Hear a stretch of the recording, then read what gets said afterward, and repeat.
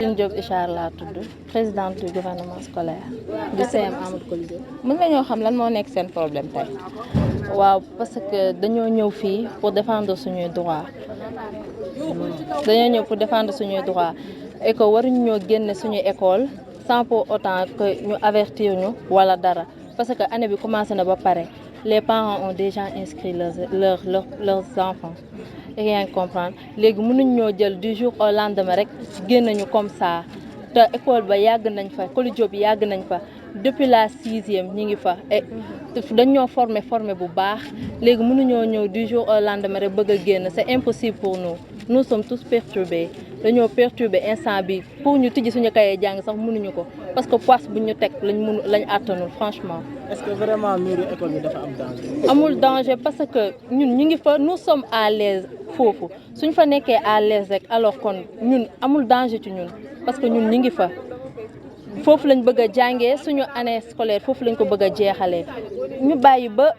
année bi commencé lépp baax élèves yëpp nekk en activité pour jàng léegi ñu xëy rek di commencé di mettre on comprend rien comprendre ñu sax dañoo ñëw rek di mettre xamuñu lan moo xew. léegi ñoom dañoo xëy du jour au lendemain rek daal di ñëw. di mettre fekk ñu suñu classe ñuy jàng di mettre ñun yëguñu ko ñun jour bu ñoom ba ñu ñëwee di jël ay mesures ñun jour boobu lañ dooraam xam ne ci lañ ñu annoncé nouvelle bi. ñun ñëpp dañoo commencé ngeen cours yi bu yàgg. commencé nañ cours yi ñun commencé nañ bind leçon commencé nañ jàng tey jii nii fii waruñu fi woon fekk de dañoo waroon a toogi di jàngi ndax suñu moroom yi ñuy romb fii yëpp ñi ngi seen classe yi toog di jàng te ñun Amadou Coly Diop moo ñu doy ñun moo ñu jox lu ñoo xamante ñun loolu lañ bëgg kon nit ki booy seet looy bëgg da ngay dem fi nga ko mën a amee te Aly Coly Diop lañ ko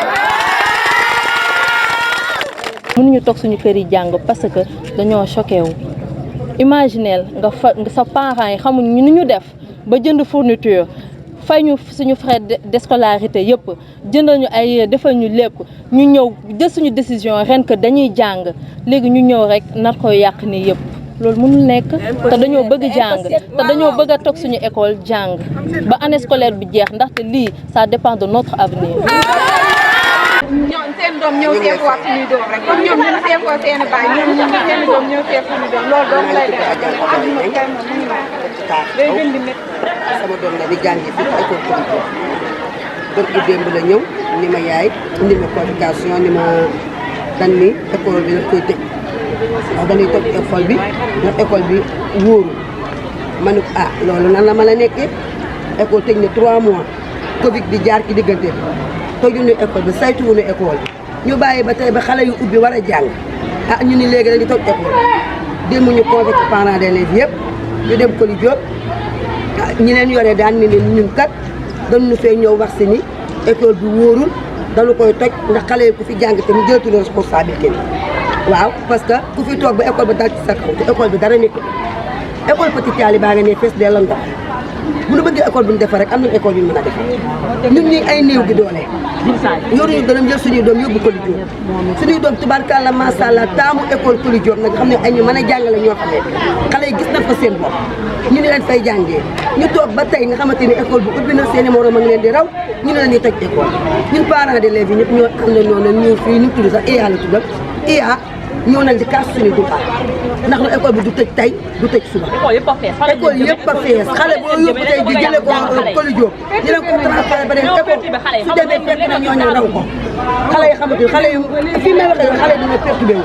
wu jaaxle nañu xale yi lekkatuñu naanatuñu nag jaaxle nañu ah ñoom la ñu àndandoo fi ñun parents d'élèves yi ak ñi yore élèves yi ñu ngi ñii nag taxaw buntu IA di kaas suñu droit ak ku ñu dimbali nu jël. Babacar Sy Dieng laa tudd nekk parent d'élève. Le problème qui existe à Coly Diop,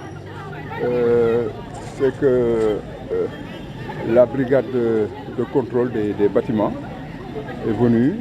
inspecter les locaux du établissement. Ils ont constaté que le bâtiment menace ruine et il peut s'effondrer à tout moment. Subitement, ils ont dit qu'ils vont arrêter les cours brusquement, comme ça, quoi, à 2 semaines de l'ouverture des classes. Donc c'est ce qui a posé le problème actuellement. Quelles sont les décisions qui ont été prises à l'issue du consensus? À l'issue du consensus, ce qui a été retenu, c'est que on va délocaliser l'école momentanément, le temps réfectionner,